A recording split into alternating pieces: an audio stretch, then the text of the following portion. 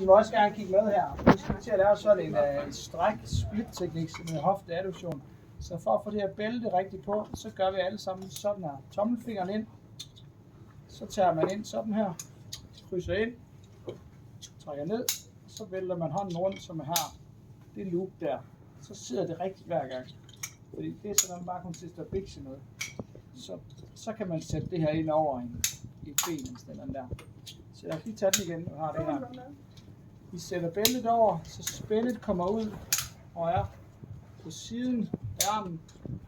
Strækker armen ud, så jeg har på tommelen, så kører jeg venstre hånd ind der. Løfter op, så har jeg så lodder stående.